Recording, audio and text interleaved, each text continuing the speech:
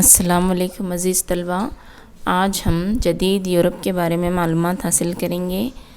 چونکہ یہ سبق کافی طویل ہے اس لیے ہم نے اس کو 2 حصوں میں تقسیم کیا ہے۔ آج ہم حصہ اول کے بارے میں معلومات حاصل کریں گے۔ میں Samina Farzana, government junior college Sedam, ضلع گلبرگہ۔ نشست ثانیہ دا رینائزنس کا مطلب اور معنی: دوبارہ جنم لینا، دوبارہ ہوش میں آنا، یا پھر جو ہے کو نشست ثانیہ کہا جاتا ہے۔ یہ یورپ کے عہد وسطیٰ کے آخر میں پیش آنے والے تمام عقلیت پسند تبدیلیوں کو مجموعی طور پر بتائے جانے والے لفظ کو بھی کہا جاتا ہے۔ 14ویں اور 15ویں صدی مغربی یورپ کے فن تعمیر، مذہب، فلسفے، سائنس اور سیاسی معلومات کی ترقی کو بتلاتا ہے۔ علم کے فروغ کے دوبارہ زندہ ہونے کی تحریک سب سے پہلے اٹلی میں شروع ہوئی، بعد میں یہ تحریک یورپ کے دوسرے علاقوں میں پھیلی، اس لیے اٹلی کو نشست ثانیہ کا مائکا بھی کہا جاتا ہے۔ انگریزی لفظ رینائزانس لاطینی لفظ رینائزسٹر سے ماخوذ ہے۔ لاطینی اور یونانی ادب میں نئی سوچ کو بیدار کرنے والے کے معنی رکھتا ہے۔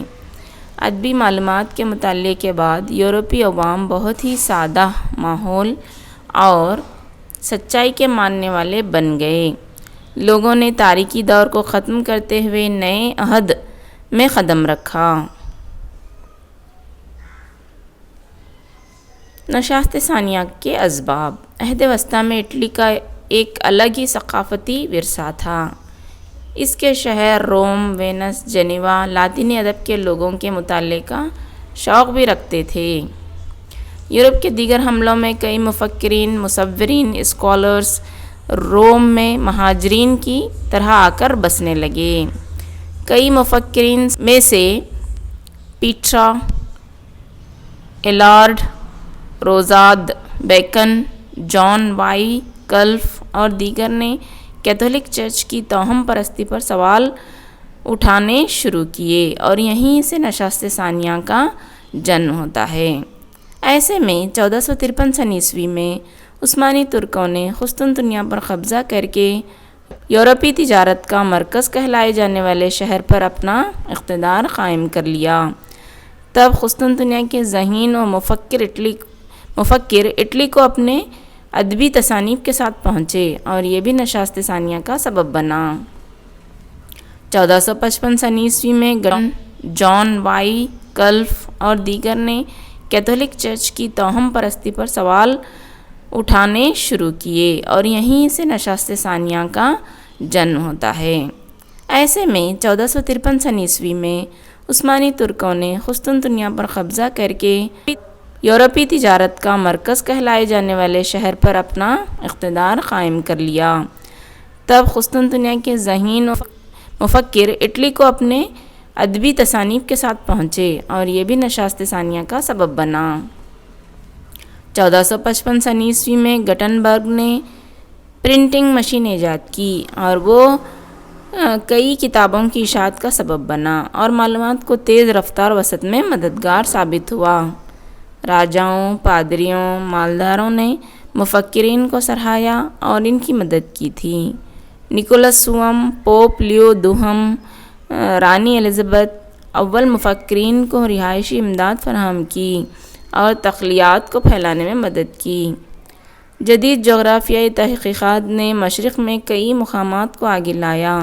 انہوں نے دولت اور معلومات کو سامنے لا دیا، وہی نشست ثانیہ کا سبب بنے۔ پیارے بچوں، نشست ثانیہ کے خصوصیات یہ ہیں۔ نشست ثانیہ کے دور کے لیے کیا کیا نظریات کے درمیان مختلف تھے؟ دنیا سے متعلق لوگوں کے خیالات میں تبدیلی آئی۔ اسے انسان نوازی کے نام سے پکارا گیا۔ انسانیت نواز نے نہایت عمدہ ادب کی طرف مائل کیا۔ انسانی زندگی سے متعلق کام و کاج پر زور دینے کی کوشش شروع ہوئی۔ انگریزی، اطالوی، جرمنی زبانوں کو فروغ حاصل ہوا۔ اقتصادی اور سماجی زندگی میں ایک انقلاب آیا۔ زرعی زندگی، تجارت، صنعتی سرگرمیوں میں تبدیلیاں آئیں، سماجی تعلقات میں بنیادی فرق دکھائی دینے لگا۔ نشست ثانیہ کی اہم خصوصیت یہ ہے کہ عوام نے اعلیٰ تعلیم سے اپنا لگاؤ ظاہر کیا، جو سب سے بہتر تھا۔ اسی کو چند لوگوں نے اپنا پیشہ بنا لیا، اس کو عمدہ اپنانا بھی کہا گیا۔ نشست ثانیہ کا ادب۔ اٹلی کئی ایک عظیم ادیبوں کا مسکن تھا۔ فرانس، انگلینڈ، جرمنی اور اسپین سے ممالک کے ادیبوں نے ادب کے دریا یہاں بہا دیے۔ اس دور کے ادب کا مقصد مذہب نہ ہو کر دنیائی معاملات تھا، جیسے انسانی جسم، مخفی بدن وغیرہ۔ موضوعات پر لکھا گیا لاطینی زبان کے بدلے یورپ کے کئی علاقائی زبانیں استعمال ہونی شروع ہوئی۔ پیٹریارک، جسے نشست ثانیہ کا باپ بھی کہا جاتا ہے، یہ 1304 سن عیسوی سے 1374 سن عیسوی میں رہا کرتا تھا۔ اس نے تقریباً 200 لاطینی اور یونانی مخطوطات کو جمع کیا اور افریقہ نامی مشہور نظم لاطینی زبان میں اس نے لکھی۔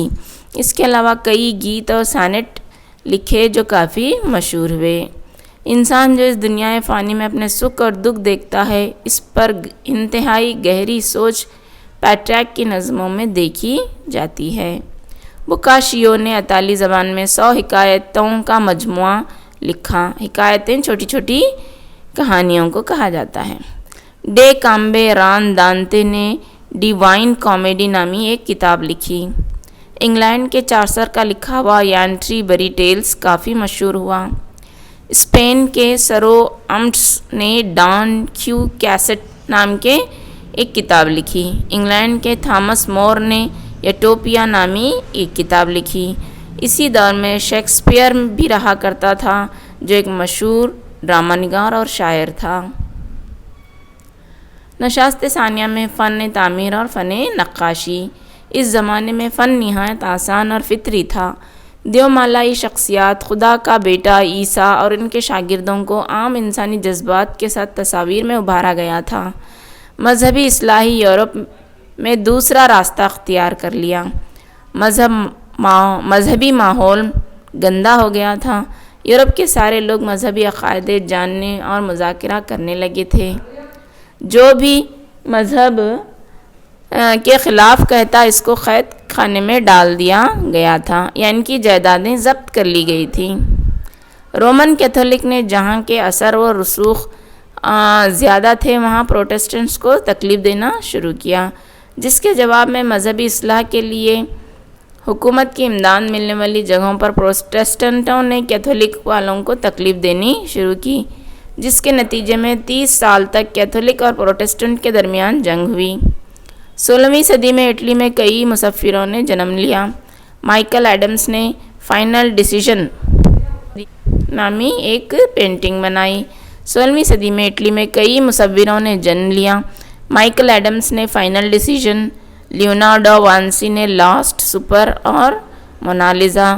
تصویر میں آپ مونالیزا عورت کا نام ہے اور مصور لیونارڈو وانسی کی تصویر دیکھ رہے ہیں۔ رافا نے سسٹین ماڈونا نامی پینٹنگ بنائی۔ ٹیٹان نے اسمیشن آف دی ورجن جیسے مشہور تصاویر بنائیں۔ نشست ثانیہ کے دور میں جدید سائنس کا جنم۔ سائنس نے مذہبی خیالات کو پرے رکھ کر نئی تحقیقات کی اشاعت کی۔ انسان سے متعلق حاصل ہونے والی معلومات اس زمانے میں نئی دریافت مان لیا کرتے تھے۔ ضروریات کے مطابق اور سوال کرنے کا جذبہ پیدا نہ ہونے پائے، اس اندازے سے سائنسی تجربہ بڑھنے لگا۔ فرانسس بیکن نے قدیم سائنسی نظریات کو مکمل تسلیم کرنے سے پہلے سوال کرنے کے موضوع کو پیش کیا۔ پولینڈ کے کوپرنکس نے یونان کے ٹالے کے زمینی مرکز کے دعوے کو جھوٹا قرار دے کر سیاروں کا شمسی مرکز کے فلسفے کو پیش کیا۔ تصویر میں آپ گیلیلیو اور کیپلر کو دیکھ رہے ہیں۔ کیپلر جرمن کا ایک سائنسدان تھا۔ اس نے سیارے سورج کے اطراف شکل میں گھومتے ہیں یہ کہا۔ گیلیلیو نے دوربین کو ایجاد کر کے کوپرنکس کے خیال کی تائید کی تو گیلیلیو کو روم بلایا گیا اور چرچ نے اسے سخت سزا دی۔ نیوٹن کشش ثقل کے اصولوں کو دریافت کیا اور سارے سیارے کشش ثقل کی وجہ سے دوہرے موڑ والی حرکات رکھتے ہیں، یہ اس نے کہا۔ اس کے علاوہ نیوٹن نے علم کیمیا، علم طب، علم الابدان کی تشریح میں زیادہ دلچسپی دکھائی۔ ایک سائنسدان ہے جس کا نام ہے آنڈریوس ویسالیس نے جراحت کے ذریعے ڈھانچے، گوشت کے اعصاب، دماغ، نظام ہاضمہ، اعضائے تناسل پر مؤثر علاج کے لیے علم الابدان نامی ایک کتاب لکھی۔ نشست ثانیہ کے اثرات۔ یورپ کے تاریک دور کو ختم کرنے میں نشست ثانیہ نے ایک اہم کردار ادا کیا اور جدید معلومات کی راہ کھول لی۔ مذہبی اصلاحی تحریک میں بھی نشست ثانیہ نے ایک نیا راستہ دکھایا۔ انسانیت کی بنیاد اور انفرادی آزادی کو کیتھولک چرچ کے استحصال سے آزاد کیا۔ ادب و فن اور مصوری اور سائنس میں کئی سیاسی تبدیلیاں رونما ہوئیں۔ انسانی شعور اور بیدار نے انسانی دلچسپی کو جنم لیا اور ان دلچسپیوں نے جغرافیائی دریافتوں کے لیے سہولتیں پیدا کیں۔ کئی یورپی زبانیں اطالوی، فرانسیسی، جرمنی، انگریزی اور اسپینش نے اپنی نشوونما پائی۔ تو پیارے بچوں، یہ ہم جدید یورپ کا پہلا حصہ پڑھ رہے تھے۔ امید کرتی ہوں کہ آپ نے اس سبق کو اچھی طرح سمجھ لیا ہوگا۔ اگلا حصہ ہم اگلے ویڈیو میں آپ کو سمجھائیں گے۔ اللہ حافظ، شکریہ، ہمیں اپنی دعاؤں میں یاد رکھیے گا۔